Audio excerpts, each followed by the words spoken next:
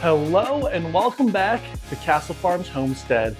Today, I'm going to start filling these spaces in the ceiling of our utility shed with more insulation.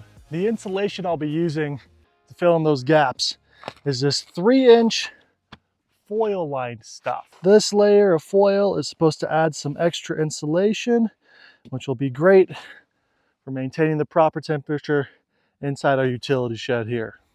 Instead of fully stuffing these spaces here, like we did along the walls, we're using the 3-inch. It's going to leave a little bit of a gap up here. And that's okay. That air will act as an insulating barrier and everything, and will help prevent moisture buildup and everything as well with the vent in the top of the roof here. Now, depending on how well I get the cuts of insulation to fit, they might want to fall out.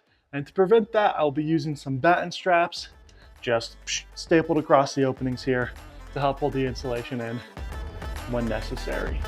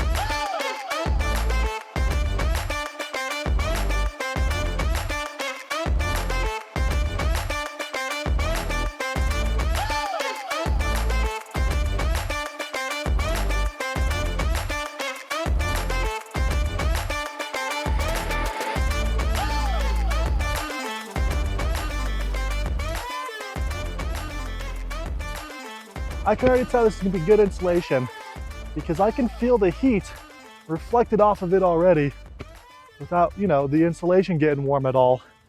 However, it is so dang bright with the sun reflecting off of that. It hurts my eyes. So I'm undoubtedly gonna have a headache at the end of the day working with this because it just trying to make marks on it and everything. You get that sunlight, boom, reflected straight into the eyes. It is bright. With this entire upper row done here, that one fell out. It's on the floor. I'm going to take this batten strap and run it across to help hold the insulation in so they don't keep falling out like that one did.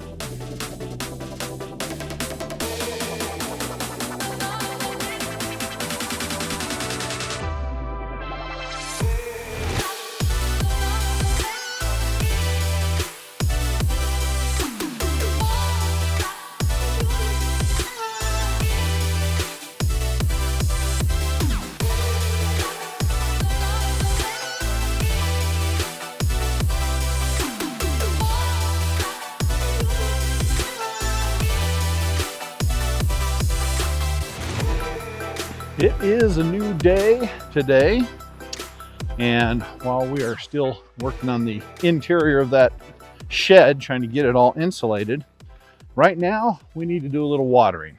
It's been about a week and a half since we did some deep watering of the trees and all, and they've been doing great.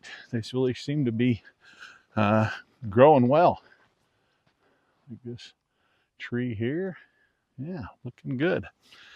And as we mentioned before, off in the background there, you can see some new trees that we got that we still need to get planted.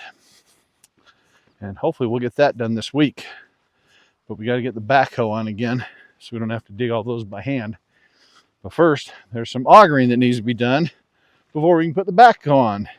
You don't want to put the backhoe on and then have to go take that off again in order to put the auger on and do some hole digging. So, but right now, we're doing some tree watering. There we go. Got this beautiful red oak. And so while those are getting water, we have to kind of keep moving them, you know, and letting them fill up, letting those water wells fill up. So while we're doing that, I decided to take on another project in between, right next to the garden space here. On the other side of that garden is where we want to put our chickens. And one of the things I wanted to get done this fall was to throw down some grass seed and get that growing. And so I think now would be the perfect time to do that. Temperatures have cooled down a little bit. We're in the 80s all week this week, as opposed to the 90s and 100s that we had been having before. So I think it'll be a good week to do that. Hopefully the grass will get established before winter sets in. So while we're watering, every once in a while I'm going to pop over there. I'll show you what we're going to do there and how we're going to do it. So this is the area that we're wanting to have our big chicken run area, have grass down and everything. And so it is right next to the garden area. And we'll be fencing this off so that the chickens have a good space to run around in, but we don't like it when chickens run up onto your porch and poop and all that kind of stuff. So this earlier this spring, let's change over here now. Earlier this spring, we had our friend Emily come over with her tractor and the tiller on it and tilled this area up, as well as the garden space also. But she tilled this up in the spring, and since then I've just been going around and doing what I'm calling a little bit of foot weeding. This is what I mean by foot weeding. Every once in a while you'll see these tumbleweed or other weeds pop up, and I just come over and do a little whoop, and there it is. Done. Quick and easy. There's another one right there. Boom. That's it. And so I just keep doing that around here.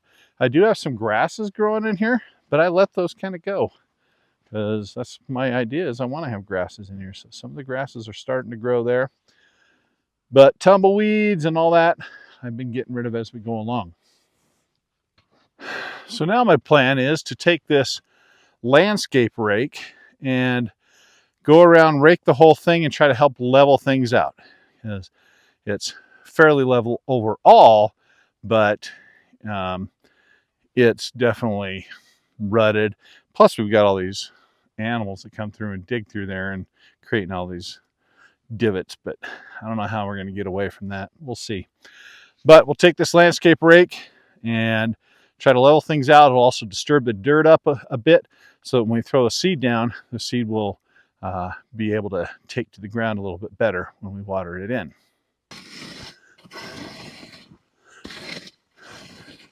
So that landscape rake will just kind of break up the dirt, and then I can pull it along. It just kind of fills the gaps in. So areas that are like there that had some holes from animals, I'm able to just fill it in and make it nice and level. And yeah, that'll take a little while to go over this whole thing, but preparation, that's the key. Get it level now, but it won't be as lumpy later. And the seed will definitely take better when we put the seed down.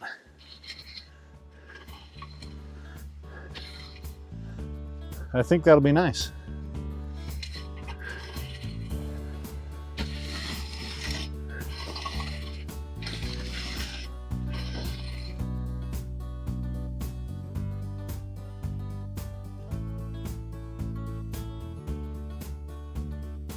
If you're not familiar with a landscaping rake, this is a landscaping rake. And what's awesome about this rake, it's on one side, it's got these tines that of course will dig the ground up and disturb it. And the other side has a flat space in case you really want to get good flat surface, you can use that. The great thing about it though, is it's 3 feet wide, or close to that at least. And so as you go across the ground with it, it covers a large area, not like your little garden rake. And so any low spots in the ground will span that low spot. So if you're pulling dirt across it, it'll fill that space in. You can break down the high spots with the tines, pull the dirt back and forth. It'll fill in those low spots and give you a nice flat surface. It's really a handy tool to have if you want to get that flat surface to grow on. So I love it. Here's a great example of how this works. This area here is low through here, and there are high spots through here. If I pull this across, you can see it touches the high spots, but leaves that low spot. If I rake up the dirt around it, break that dirt up, then as I pull the dirt across, it will fill those gaps in. If I do that back and forth a few times, different directions,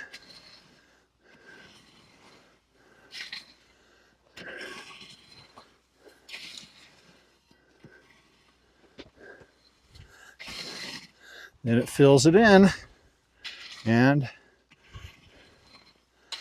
the high spots are gone, the low spots are gone, and I have a nice level surface to grow on. That's the plan.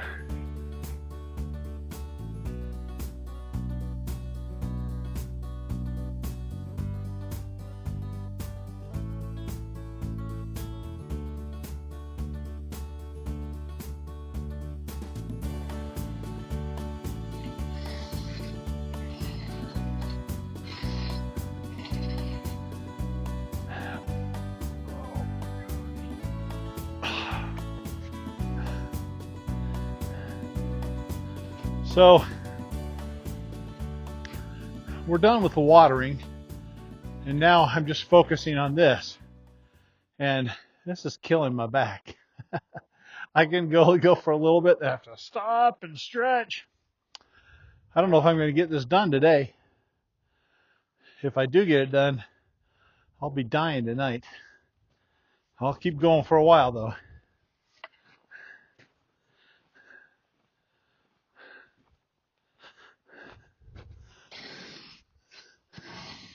Well, I think that's looking pretty good. These areas that I've done, anyway, looks fairly smooth. Most of the high points and low points have been taken out.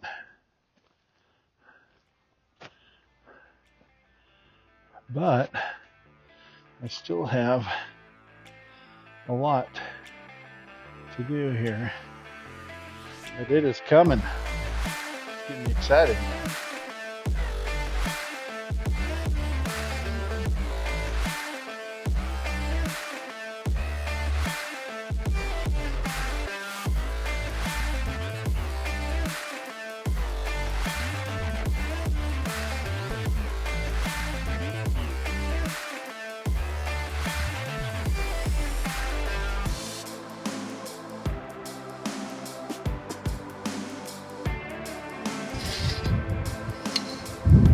Well, this is the last bit of it.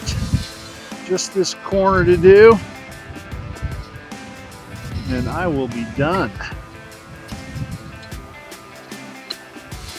Although this is a long process, and my back wasn't happy, it's going to be worth it. There we go.